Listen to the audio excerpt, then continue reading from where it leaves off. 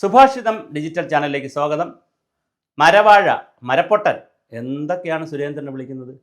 നമ്മുടെ സന്ദീപ് വാര്യർ, ഒന്നുമില്ലെങ്കിലും താങ്കൾ ഒരു വാര്യർ കുടുംബത്തിൽപ്പെട്ട ആളല്ലേ?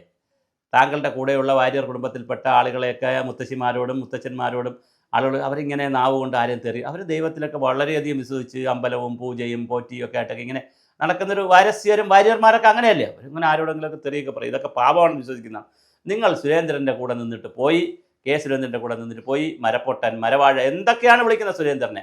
നിങ്ങളെന്തിനാ സുരേന്ദ്രനെയും പിന്നെ രാജീവ് ചന്ദ്രശേഖരൻ്റെയും നിങ്ങൾ അപ്പുറത്ത് പോയല്ലോ? നിങ്ങൾ കോൺഗ്രസിൻ്റെ കാര്യങ്ങൾ നോക്കൂ, അവിടെ അതിനെ ബലപ്പിക്കൂ, അതിനെ നന്നാക്കി എടുക്കൂ, അവിടുത്തെ യുവത്വത്തെ ബലപ്പിക്കൂ. ഇതൊക്കെ പറയുന്ന ഞാനല്ല, പത്മജ വേണുഗോപാലാണ് പറയുന്നത്.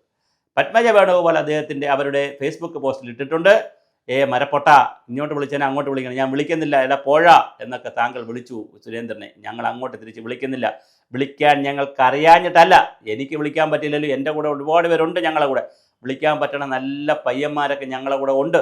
ചാനൽ ചർച്ചയിലൊക്കെ വരുന്നവരെ കണ്ടിട്ടില്ല, നല്ല സുന്ദരന്മാരായ പയ്യന്മാർ BJPയിലും യുവമോർച്ചയിലും ഒക്കെ ഉണ്ട്. പക്ഷെ ഞങ്ങൾ വിളിപ്പിക്കത്തില്ല. അതുകൊണ്ട് മരപ്പൊട്ട, മരപ്പോഴ, പിന്നെ മരവാഴ എന്നൊക്കെ വിളിച്ച് അങ്ങോട്ടും ഇങ്ങോട്ടും കളിയാക്കേണ്ട കാര്യമില്ല. താങ്കളുടെ കാര്യം നോക്കൂ. തൃശ്ശൂരിൽ ആരിറക്കണം, ആരെടുക്കണം, എങ്ങനെ എടുക്കണം എന്നൊക്കെ ഞങ്ങൾ ആലോചിച്ചോളാം. ഞങ്ങളുടെ തട്ടകമാണ്. പാലക്കാട് എന്ത് ചെയ്യണമെന്ന് ഞങ്ങൾ ആലോചിച്ചോളാം. നിങ്ങൾ നിങ്ങളുടെ പണി നോക്കണം മിസ്റ്റർ എന്ന് സന്ദീപ് വാര്യരോട് വളരെ കൃത്യമായി പത്മജ വേണുഗോപാൽ പറഞ്ഞു കഴിഞ്ഞു. അതുകൊണ്ട് തന്നെ അവരുടെ ആ പോര്, ഞാൻ പറഞ്ഞ പത്മജ വേണുഗോപാൽ സന്ദീപ് വാര്യർ പോരുണ്ടെന്നല്ല, പത്മജ വേണുഗോപാലിനെ വളരെ മോശമായിട്ട് അഭിപ്രായം പറഞ്ഞ ആളാണ് ഈ സന്ദീപ് വാര്യരൊക്കെ. നേരത്തെ വളരെ മോശമായിട്ട് അഭിപ്രായം പറഞ്ഞു. നമ്മുടെ രാഹുൽ മാങ്കൂട്ടത്തിൽ വളരെ മോശമായിട്ട് അഭിപ്രായം പറഞ്ഞു. അദ്ദേഹത്തിൻ്റെ മാതാവിനെയും പിതാവിനെയും ഒക്കെ കരുണാകരനെയൊക്കെ അഭിപ്രായം പറഞ്ഞു. അപ്പോൾ വളരെ വളരെ വളരെ ഗുരുതരമായ രാഷ്ട്രീയ പ്രത്യാരോപണങ്ങളും വിഴുപ്പലക്കലുമാണ് നടക്കുന്നത്. എന്തിനാണത് ചെയ്യുന്നത്? പത്മജ വേണുഗോപാലിനെ പോലെയുള്ള ആളുകൾ കോൺഗ്രസിൽ നിന്ന് BJP പോയി, സന്ദീപ് വാര്യർ പോലുള്ളവർ BJPയിൽ നിന്ന് കോൺഗ്രസ് വന്നു. നിങ്ങൾ നിങ്ങളുടെ പണി നോക്കൂ. എന്തെല്ലാം കാര്യങ്ങൾ ഈ തെരഞ്ഞെടുപ്പിൽ ചെയ്യാനുണ്ട്. അതിനിടയിൽ ഈ പോഴത്തരം പിടിച്ച രാഷ്ട്രീയം നിങ്ങൾ മതിയാക്കുക. പ്രത്യേകിച്ച് കിട്ടുന്ന കയ്യടി കിട്ടാൻ വേണ്ടി എന്തെങ്കിലും പറയുന്ന രാഷ്ട്രീയ നേതാവായി സന്ദീപ് വാര്യരൊന്നും അതപ്പതിക്കരുത്. താങ്കൾ കോൺഗ്രസിൽ പോയെങ്കിലും താങ്കൾക്കൊരു ഭാവിയുള്ള നേതാവാണ്. നാളത്തെ MLAയും മന്ത്രിയും മിടുക്കനും ഒക്കെ ആയി വലിയ നല്ല രീതിയിൽ പോകണം. അതുകൊണ്ട് വല്ലാതെ കിടന്ന് നാവിന് സരസ്വതി വിളയാട്ടം നടത്തരുത്. വളരെ കൃത്യമായി താങ്കൾ അത് നോക്കുക. അതുപോലെ താങ്കൾ മുട്ടിന് BJP നേതാക്കളെ തെറി പറയേണ്ട കാര്യമില്ല.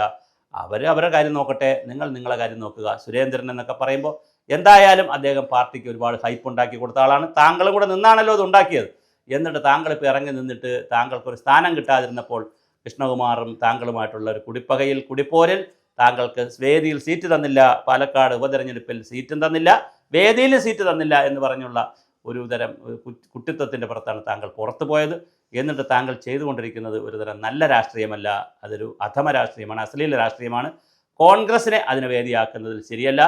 കോൺഗ്രസ് കുറച്ചുകൂടി ഒരു സംസ്കാര സമ്പന്നമായിട്ടൊരു വലിയ നേതാക്കളൊക്കെ നയിച്ചിട്ടുള്ളൊരു പാർട്ടിയാണ്.